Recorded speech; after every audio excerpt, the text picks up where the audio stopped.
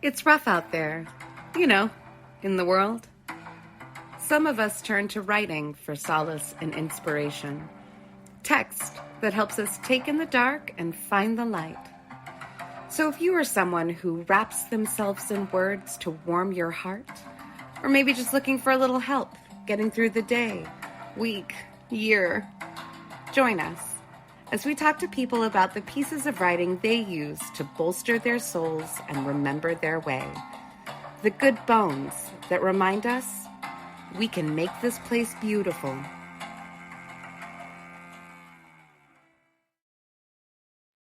Hello and welcome to the Finding Good Bones podcast, a literary podcast where your hosts, Kate and Amy, talk to people about the writing that they love that helps them sit with the dark but look for the light. I am one of those said hosts, Kate. And I'm here Amy, with the other host. Hey, I'm going to talk when I want to talk, man. You I'm should. Amy. You've always been encouraged to. I don't know why you were defensive. No, I do. I do know why you were defensive. Welcome. Hello and welcome to our podcast. Amy, what are you reading right now? I am on book 9 of the October Day series by Seanan McGuire. I've been rereading through these for a month or so now because I just need something that I know. I don't need new things right now. I need something that I know. Yeah. And I just looked it up. I'm on book 9. There are currently 18 books, not including an assortment of novels and short stories, or novellas and short stories. So I got good stuff coming up. How about you, Kate? I just started The Long Way to a Small Angry Planet by Becky Chambers, who I love. This is a whole series that I have just started.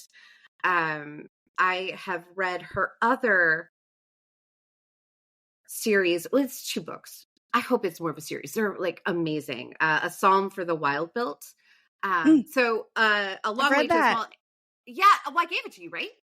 No, but it's wonderful. Oh, okay. Well, I've given it. It's one of those books that I give to people because it's so perfect. It's like dystopian future, but then also like it reads like a cone, right? Yeah. Oh yeah. Our guest is gonna like it. We'll talk about that. Yeah. And then but yeah, I've been asking for this set of books. So everybody in my family, anytime there's like a birthday or a Christmas or whatever, like a gift thing, they're always like, "No, we can't get you anything because you buy it for yourself." And I'm like, "Yeah, you take too long." And then they're like, "Especially books." And I'm like, "No, I gotta read." But then I specifically put this series on at least like 2 to 3 years of like Christmas and birthday requests, right? Mm-hmm. And nobody bought it for me. So I finally broke down a couple of weeks ago and was like, "I'm gonna get it." And I did. And I started it and I already love it. Yeah, it's great. Okay. So speaking of our guest. Yeah, let's introduce our guest. Our guest is Jeff Mount today. Jeff Mount is a storyteller and leadership coach. He's the founder of Warrior Poet Coaching, LLC, wherein he works with emerging leaders to find the stories that most empower them and shape their positive impact on the world. He's also author of The Sacred Art of Pilgrimage, a guidebook for transformative travel, set to release in 2025. He also loves hiking, riding motorcycles, and hanging out with his awesome girlfriend Elizabeth, his twin son and daughter, and his Alaskan Malamute Malcolm. Jeff, what did you bring us today? I brought a book that's very special to me. It's called Courting the Wild Twin by Dr. Martin Shaw. So, yeah. What do you want me to tell you about it? I would like for you to read your selection. Yep, just straight up read it and then we'll talk about it. Courting the Wild Twin by Martin Shaw.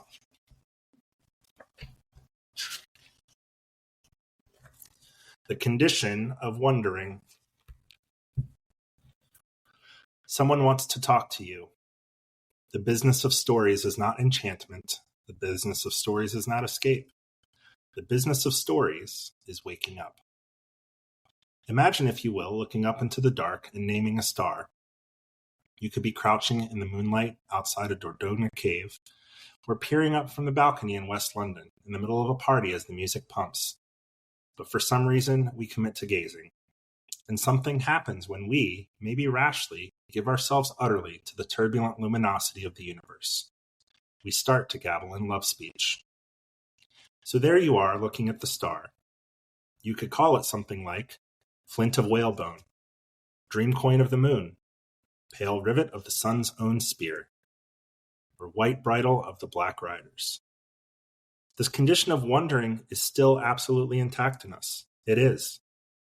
Amongst the loaded shopping trolleys of Walmart and Tesco, the fluorescent tech hubs, flicker screens and finger-beckoning apps, it's still there.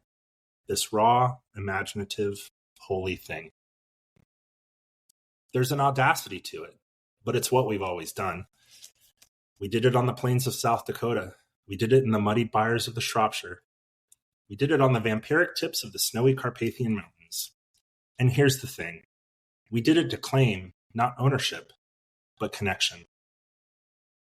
There's a swoon in this, a bearing witness, a startled affection growing to an awe.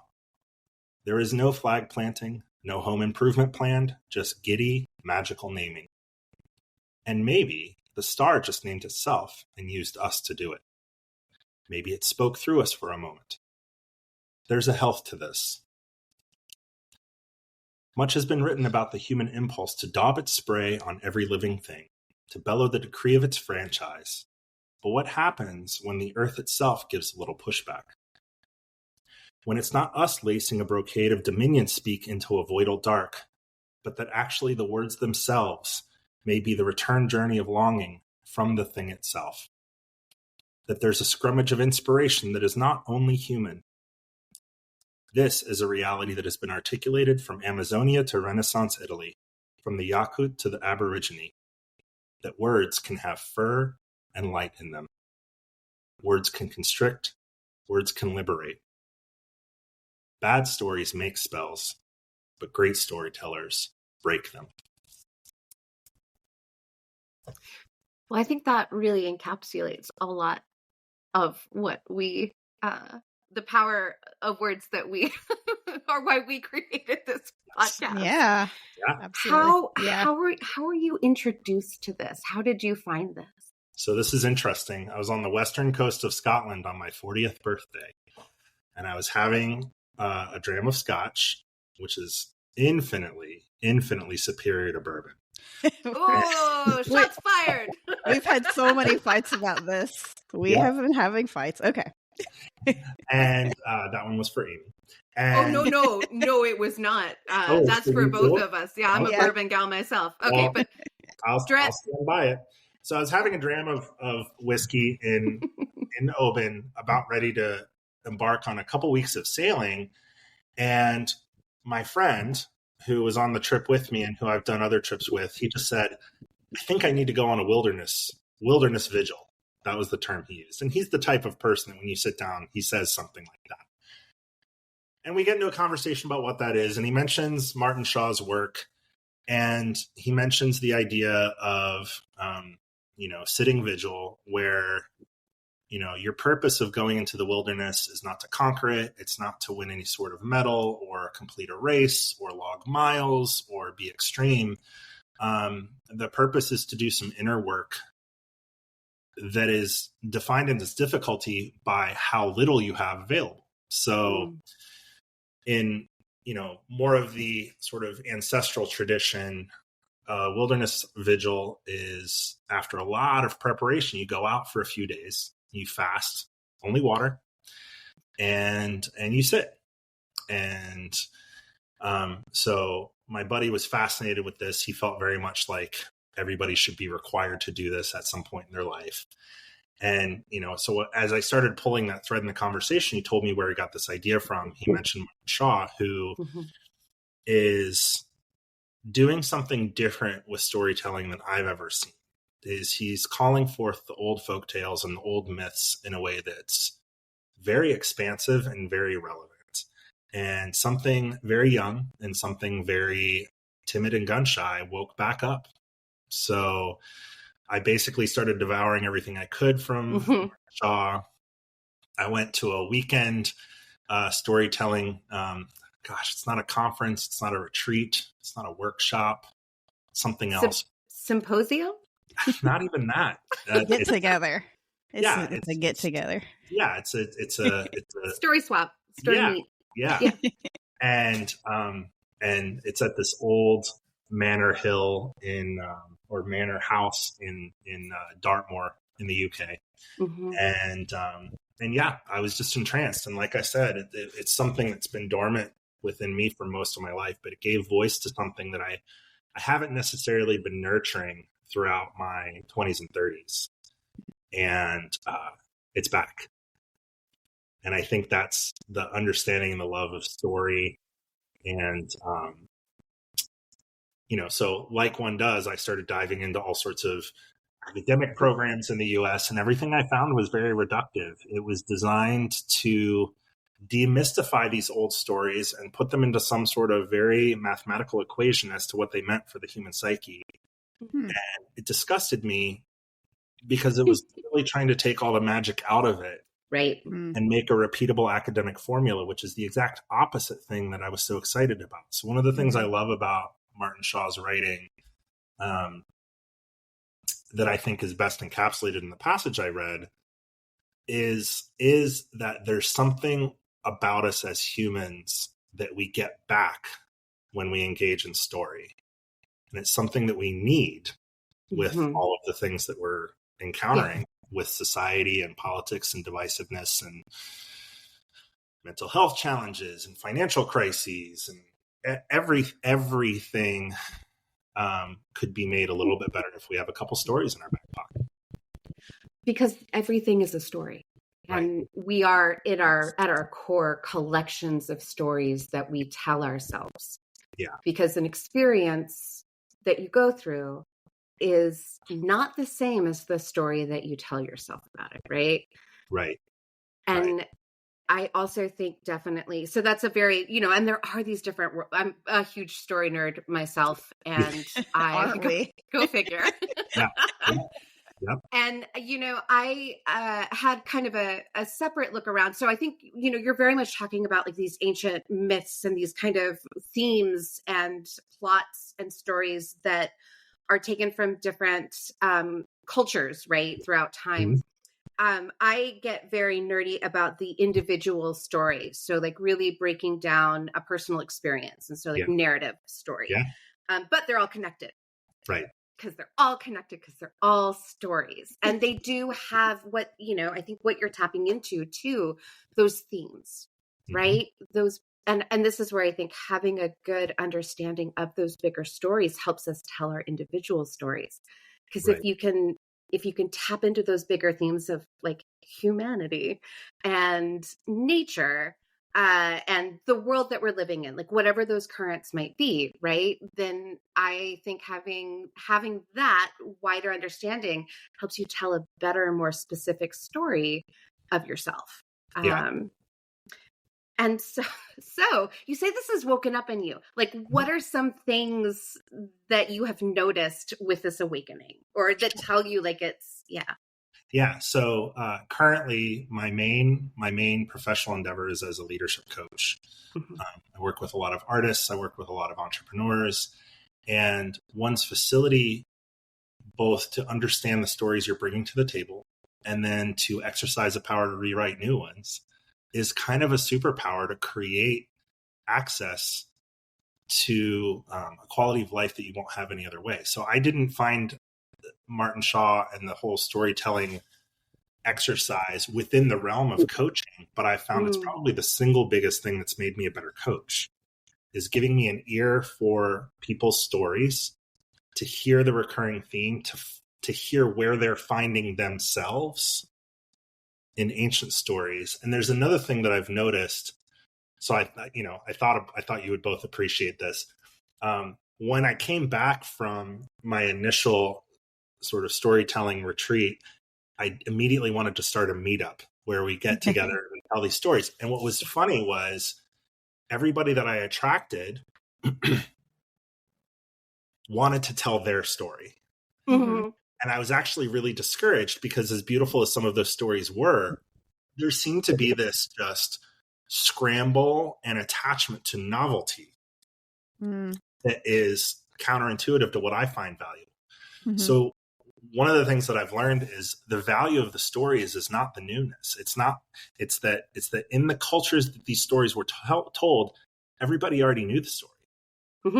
it wasn't that they were being told something for the first time, but they were plugging into a repetitive, and there's adjacent studies like ritual, psychology, relationships, ecology, creative endeavors, all of those types of things. But what I found was one of the things that where I felt connected and what it woke up within me was it felt like it gave me a very powerful connection to other people throughout history that have appreciated these stories and that have found themselves in the stories. So this almost like this kinship and this fellowship with people throughout time and space. Yeah. And the other thing I was thinking was, we all know that human beings have a really, really profound need to be seen and understood. Mm-hmm. And I think that this was one of the ways that in past times people witnessed each other, and they experienced being seen and being understood by finding themselves in stories that preceded them. I mean, it's tough to feel alone in your adversity if you find half a dozen stories that describe the exact same adversity that's been told over and over. You're like, well, that doesn't necessarily make it easier, but it certainly makes it that I'm not that the isolating factor of struggle. It makes it less lonely. Yeah, exactly. And then when we tap into if stories are all about connection, right? Yeah. Shame is what prevents connection. And Right. one of the biggest kind of roots of shame is that isolation, is that it's just me. Right. I'm the worst. Not Yeah. specifically that for everybody, but let's sum it up. Right. And so, if you are hearing other people talk about their experiences and their adversity or their, fuck ups or their whatever it might, or their joy, right? Or the very complicated experiences that involve somehow all of that. Each of those pieces, then you are inherently less alone. And the shame has, I think, less of a space, right? It's a light that gets shown on it, whether you're sharing it yourself or you're tapping into somebody else's experience. I also love that because I do think that people would tell the stories, but they would also put their own little slant on it. Right. Mm-hmm. And that's the beauty when everybody knows it, you can shape it. Right. And that also tells them not just, because they're not in it necessarily for the story. They're in it for you telling the story. Right.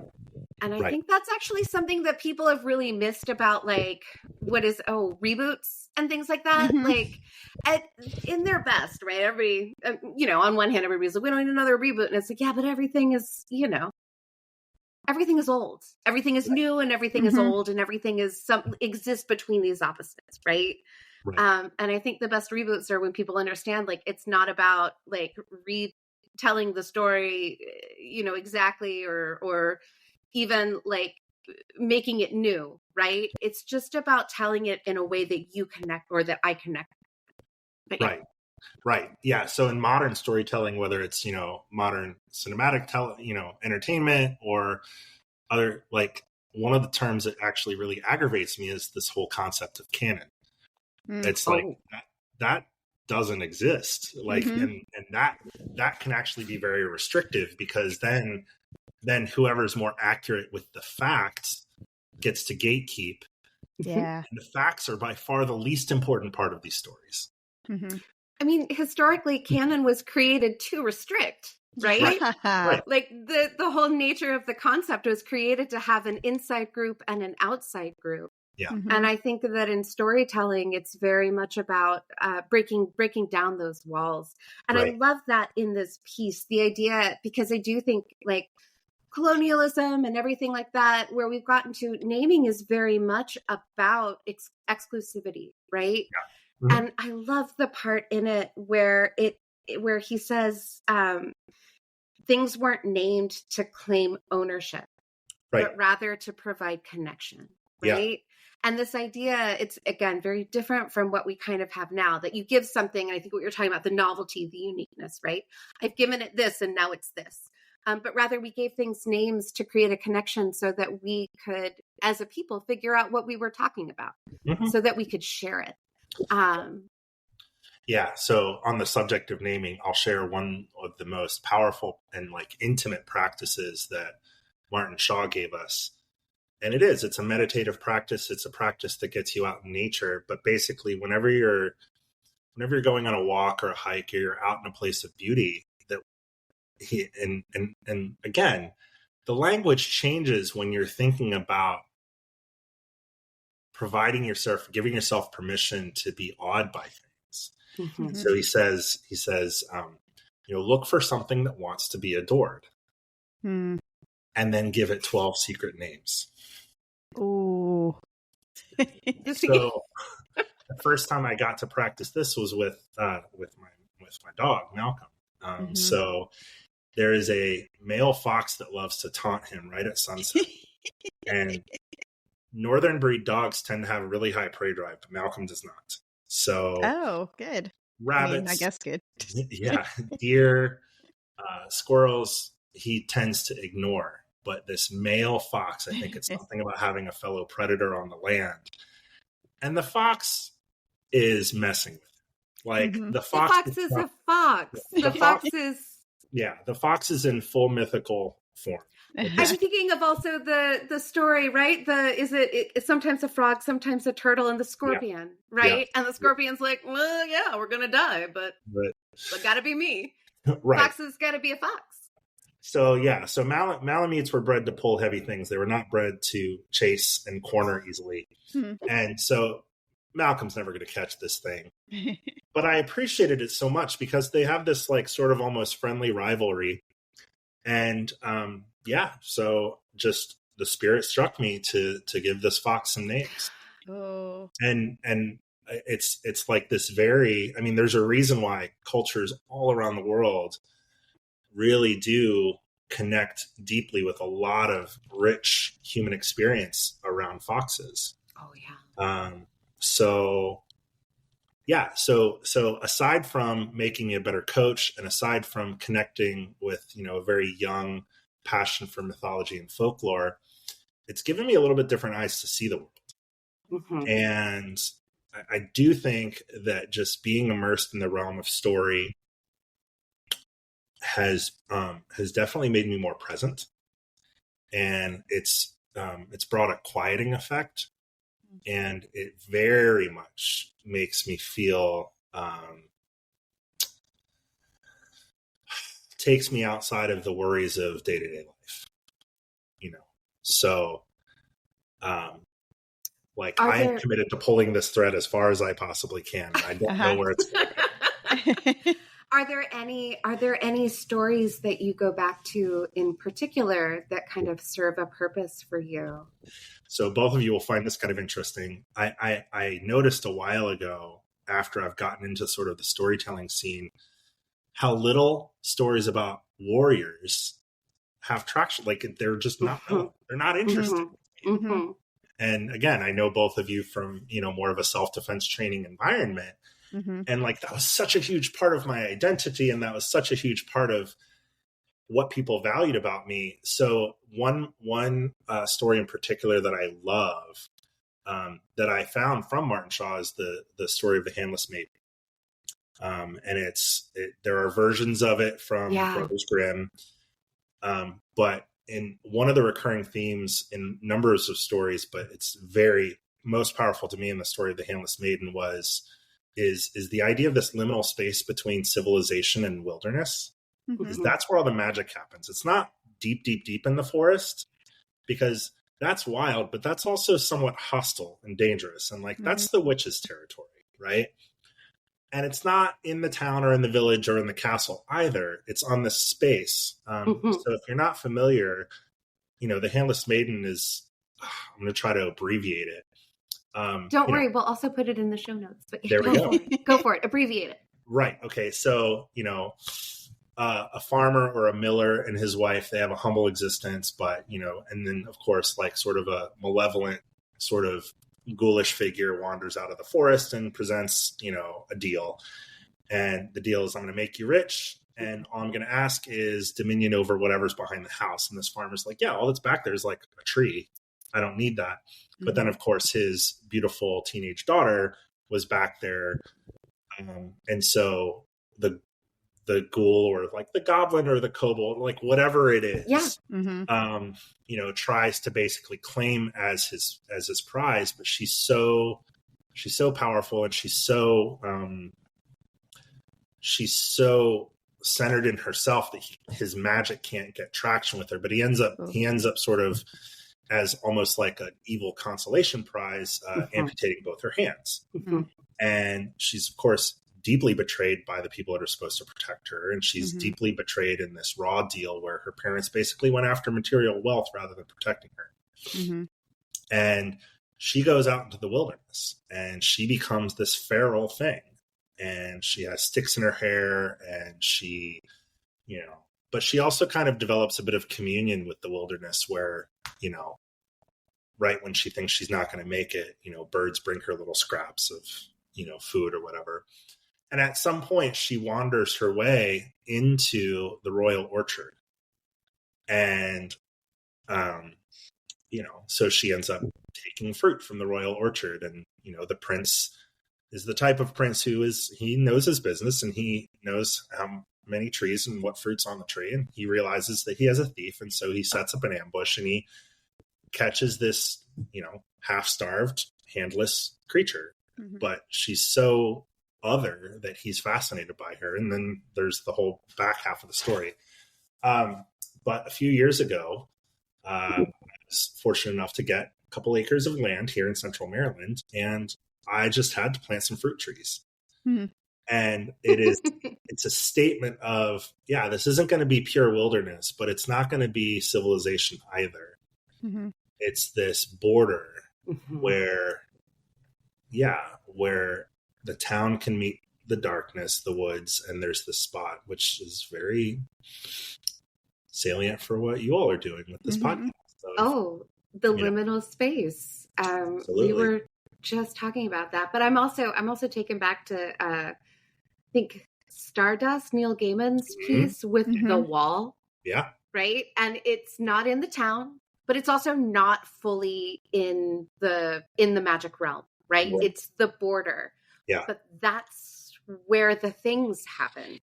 Right. Not that things don't also happen like all the way, on either side, but that's where the inciting events, right? Like when we talk about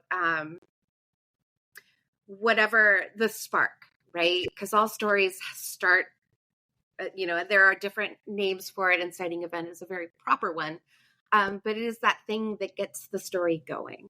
Right. And that is never, it's usually in that liminal space, right? Because that's also where the exploration is. Yeah. Yeah. So my Celtic heritage is very important to me. And that's been something else that's deepened this is to have a story that goes past just, my parents or my grandparents, because that's fairly, it's either highly dysfunctional or just mundane. And it just doesn't speak to me. It doesn't give me a rich, powerful narrative of who I am or where I come from. But the Celtic concept of a thin place has been absolutely revolutionary for me.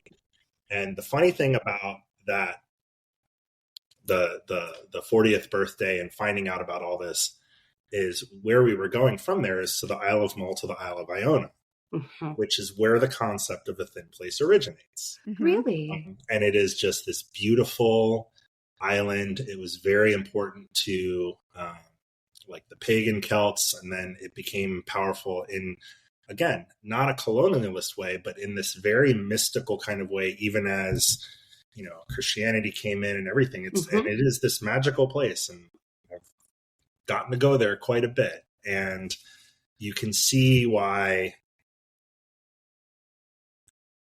it's just interesting how it doesn't matter people's philosophy or worldview or belief system. They're like, yeah, there's magic here. And there is a thin veil. And so part of what has woven its way into my coaching is to encourage brand executives and attorneys and entrepreneurs to find those places in their own life, places where, not irrational, but almost super rational or irrational, like where they get access to something magical. where they can find a connection beyond Exactly. what they are used to in their day-to-day existence. Right. I will say I have seen some of the footage that you have shared, and it does look like I was introduced to the concept of thin places a while back. I did not realize that they originated there. I think So they do. I mean, don't yeah, quote me on that because I'm not the scholar that, but I heard, and here's the thing is like, if you talk about it in mythical fashion, it doesn't matter how factually, no, like, I think they're fun to put together because yeah, it also doesn't matter, right? right. Like we can see this, and I think sometimes putting together what we consider fact with kind of ancient wisdom can, in a few ways, show the smallness Yeah. of the fact in that kind of dichotomy. Yeah. I will say the first time I went out to West Texas, I looked up, it was night, and just the stars in the sky. I remember the exact thought, oh, I understand why people created stories for these. Mm-hmm. Like, Yeah. I understand in the times before writing, and never mind like television and podcasts and Right. what, like, I understand going back why people looked up and were like, ooh, we need some stories for you, because it's so magnificent. And again, it is that being able to tap into that, I think, it feeds an older part of ourselves and our psyches, right? And that connection that you're talking about, not necessarily with like the practices. My family, my mom is, from America, but also mostly from Sweden, because that's how they settled in Texas, mostly with other Swedes. And, my dad's family's from Russia, and I will not necessarily connect to the modern day practices that happen in either of those places. But when I read the mythology, right, when I read the pieces and the archetypes that come from those lands, I'm like, oh, I understand a little bit more about myself right now. Yeah. You would love the story of Ivan the Bear. I am familiar. You are familiar. So that's another one that we spend a tremendous amount of time working with that story with Martin Shaw. Is that's a big one. That's another one that's been really powerful, is just the idea of descending to the underworld, and I always love morally complicated characters, like like people.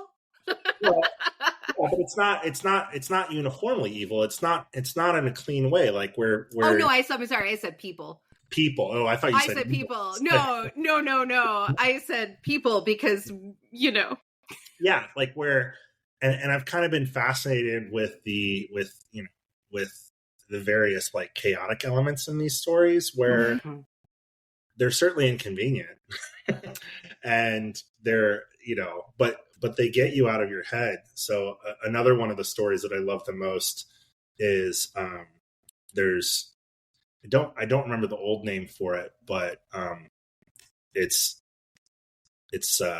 there's a modern epic poem version of it called Cinderbiter. And it's about a young kid who, he doesn't work the fields because he can't stand it, but he's kind of nocturnal and he has visions. Mm-hmm. And because of these visions, he's able to sort of save the day in some ways that a linear thinking, straightforward, black and white person wouldn't. And yet the fact that he's such an outcast because of how much of a dreamer he is. Mm-hmm. And, and it has a lot of Scandinavian elements, but the version I'm familiar with, it takes place in Scotland, and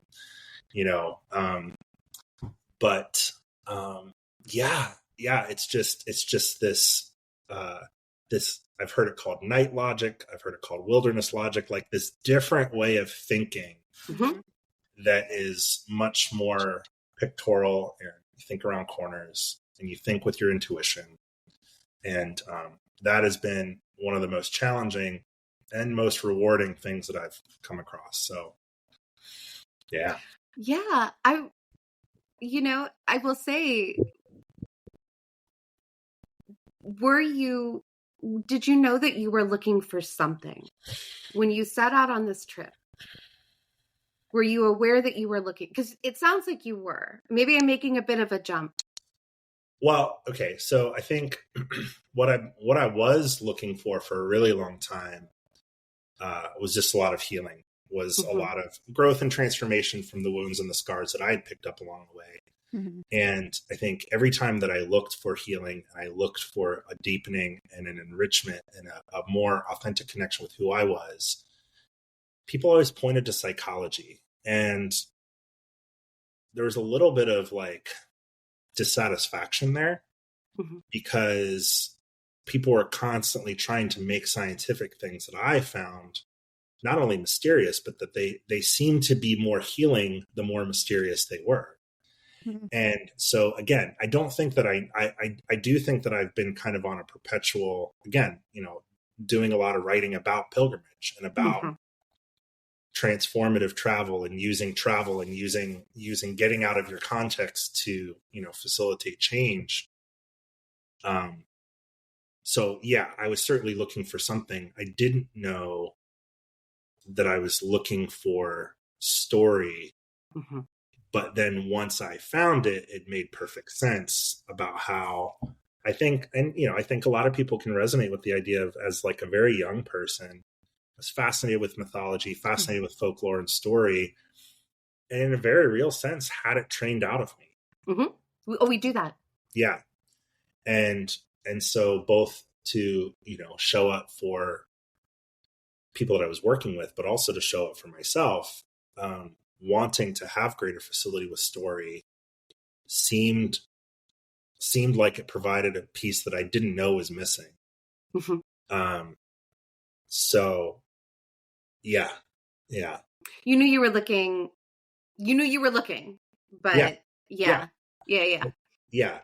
Yeah. And it's, in some ways, I'm part of what I'm committed to is to always keep looking. So like, I don't think I was sitting around like, yeah, things aren't right. Like there wasn't a palpable lack. Like I had already made a lot of changes, and a lot of changes had come to me. I mean, COVID was not kind to me in a lot of ways, and experiencing a messy divorce, a career change, and a departure from a spiritual community all within the same year. Yeah. Yeah. I'd say, my life was totally different, but I also think that my connection with story came after all of that. Mm-hmm. Is that there had to be some room made for it, because what I think is these stories are available in a multitude of fashions, but most of us don't have any room for them. And so one of the things that I've been excited about just with my own development, and what I've really benefited from coaching other people into, is how can you leave a little bit of space that will be taken up by imagination and magic and story, because it's very easy to crowd it out. And these types of stories are not going to shout. They're not going to elbow their way in. They're very polite in that fashion. So they will only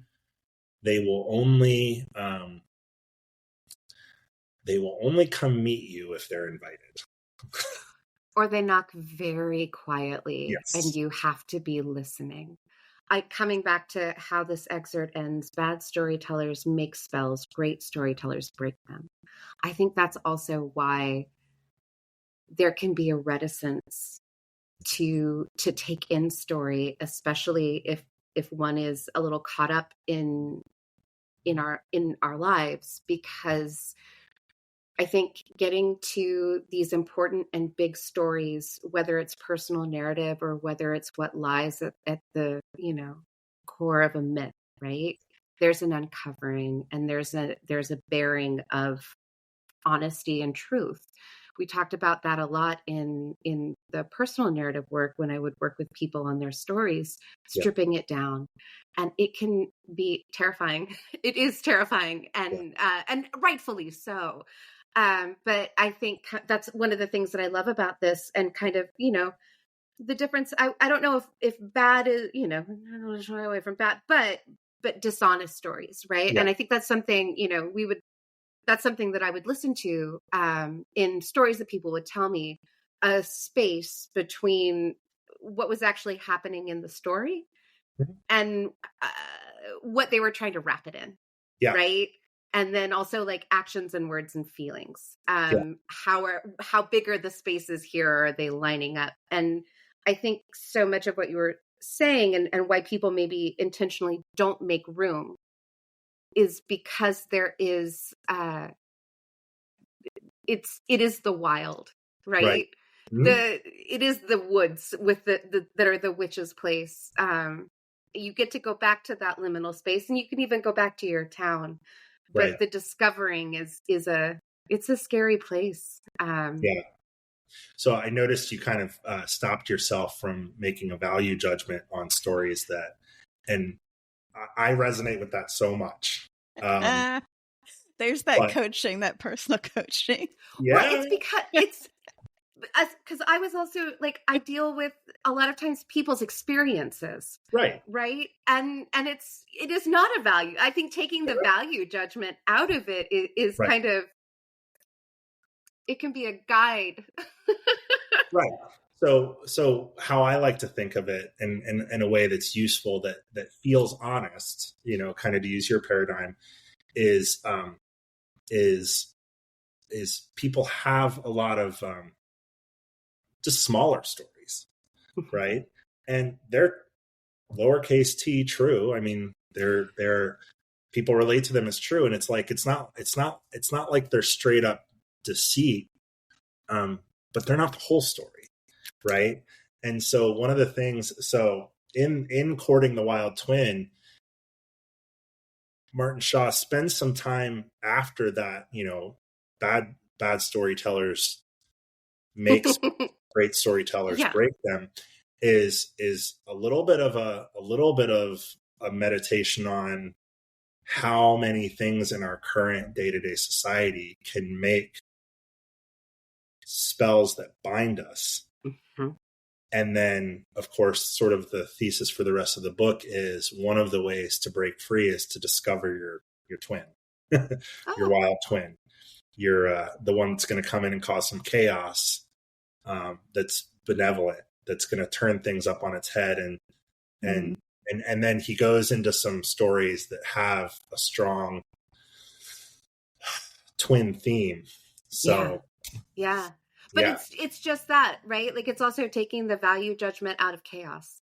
Because one of the big right, stories that we have is that chaos is always bad, right? Or right, that's a big thing, because chaos doesn't lend itself to an orderly society, right, right? right. Which I will agree with, right? But it's still like, it still exists, and it's still there, and it can be useful. And I think, Amy, with yours, we talked a little bit about shame.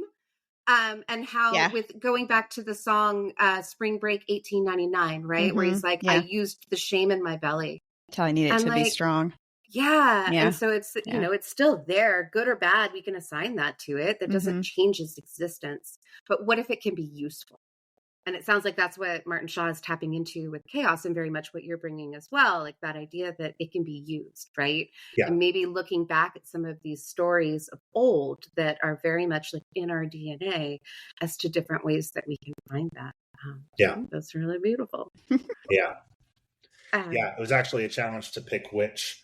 I had like 3 or 4 passages I wanted to read because all of them are so amazing. But also all of them feel like guideposts. So, again, with the Finding Good Bones theme, one of the things that I feel like has given me the most hope when things get tough is to have sort of anchor points for curiosity. So curiosity is a super powerful tool. I think, again, we talked about judgment. I've said to a lot of people, and I'll say it again, that like in my own development work, right, I feel like I'm like a 4th degree black belt in self-judgment. I'm very good at judging myself. And I find that the most reliable antidote to judgment is curiosity. And so one of the things that I like about all of Shaw's works, but this one in particular, is that it evokes curiosity, and it gives you a place to look playfully, non-judgmentally, and just, like curiosity doesn't seem like it's like it steers you wrong. Of course, it gets people in trouble, but it also allows a lot of defining things to happen. So for me, when people are stuck in a cycle that they feel disempowered by, one of the most powerful ways to do it is like, well, what if you got curious about that? Like rather than continue to hate on it or, provoke shame or provoke indulgence and just like kind of resignation. It's like, what if you got curious about that thing that you're so aggravated by? And that tends to unlock something where people are otherwise pretty stuck about. I love it, because that is what, you talk about guideposts, right? Yeah.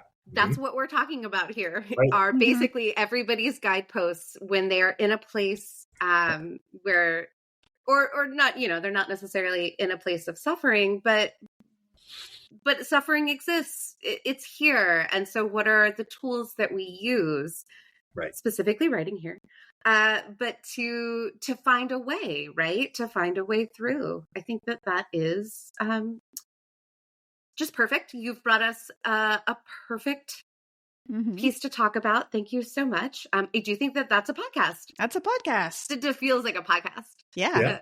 Yeah. Came to a natural. Yeah. Yeah. This was wonderful. Jeff, thank you again so much. In exciting news, we have a request, and I think this one is actually a little bit perfect for what we're talking about today. And I'm surprised we didn't bring her up.